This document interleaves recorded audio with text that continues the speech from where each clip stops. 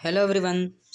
आज हम यहाँ पर देखेंगे भीमसांग किसके शासनकाल में भारत आया और भीमसांग के बारे में हम हर एक जानकारी इस टॉपिक पर इस वीडियो में सब कुछ हम देखेंगे। तो सबसे पहला हमारा क्या है, भीमसांग। ठीक है, हम इस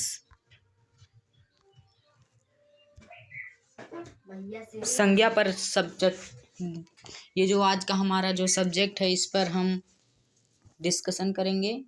ठीक है, दिया गया हमारा भीमसांग।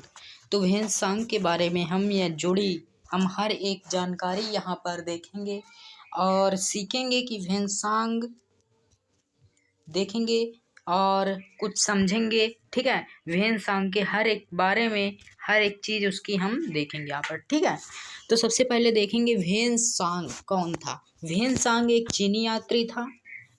ठीक है, भीमसांग एक चीन का रहने वाला एक यात्री था जो यात्रा करते करते भारत आया।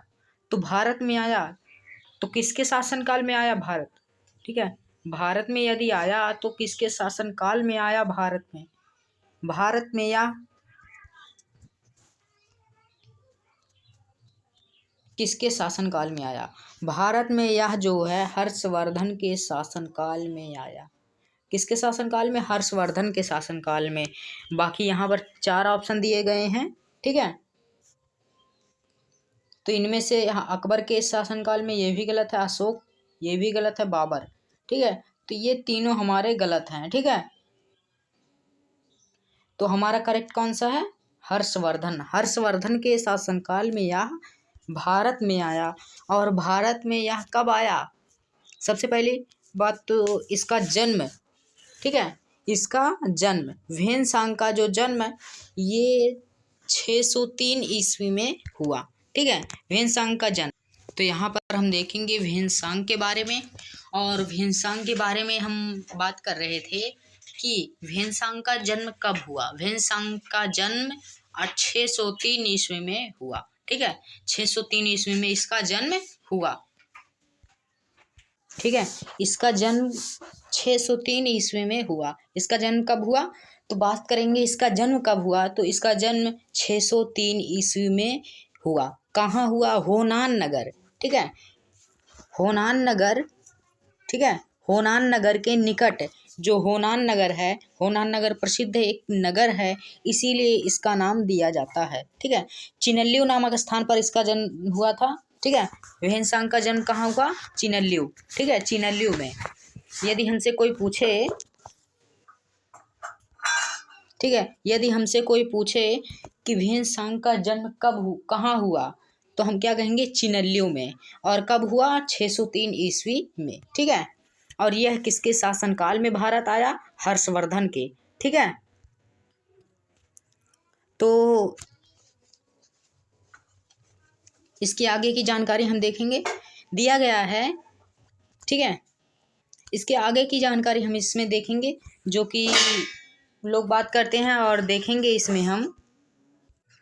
ठीक है, तो देखेंगे हम यह जो भीमसांग था यह 13 वर्ष, ठीक है, 13 साल की अवस्था में विद्याधन, ठीक है, विद्याधनन करता था। ठीक है, यह इसका कहने का मतलब ये है कि ये जब 13 साल का हो गया, इसकी उम्र जब 13 साल हो गई तो ये विद्या का अध्ययन करता रहा। ठीक है, तब तक यह विद्या का अध्ययन करता रहा, यानी अपनी पढ़ाई लिखाई बरकरार रखता रहा। ठीक है, उसी समय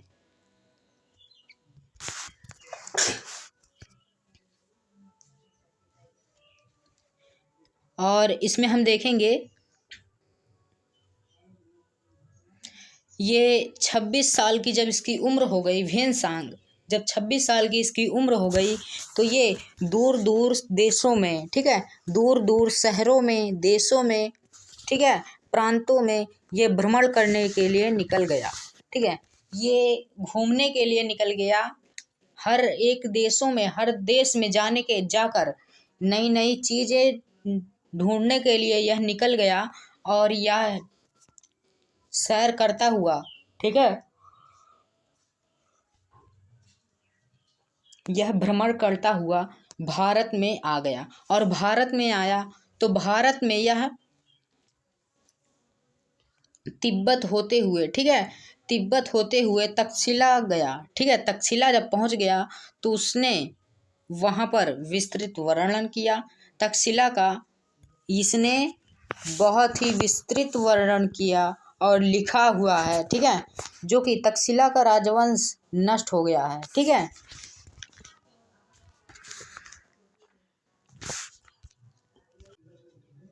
ठीक है, तो इसमें हम देखेंगे दिया गया है भीमसांग। तो भीमसांग के बारे में देखेंगे। और भीमसांग जब हर्षवर्धन के शासनकाल में आया तो ये अशोक के शासनकाल में भी था, भारत में ही। ठीक है, भारत में ही था अशोक के शासनकाल में। ठीक है, जब इसके शासनकाल में भारत में ही था। ठीक है, तो यह ठीक ये अशोक के भी शासनकाल में भारत में ही था।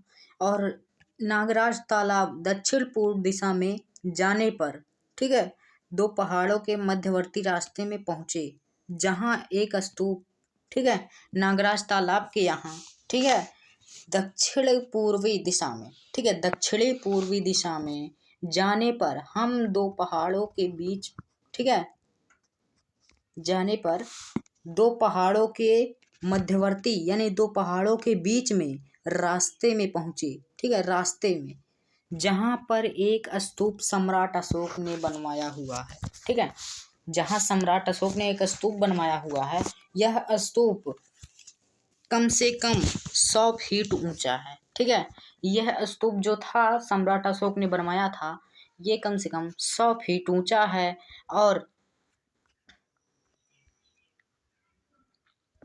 100 फीट ऊंचा है। ठीक है, तो 100 फीट यह जो था इसने बनवाया था अशोक स्तूप।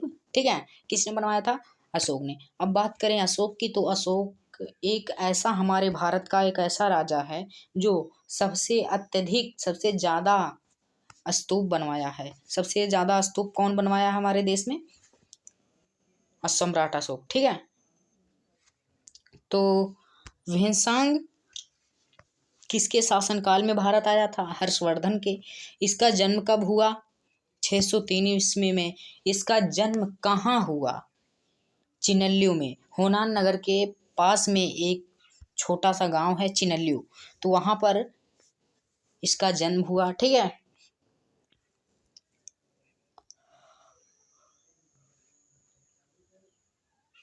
ठीक है, तो हम भीमसांग के बारे में इतनी जानकारी इस वीडियो में देखे हैं। और इससे अधिक जानकारी हम इसके अगले वाली वीडियो में देखेंगे। सो मिलते हैं अगले वीडियो में, तब तक के लिए धन्यवाद।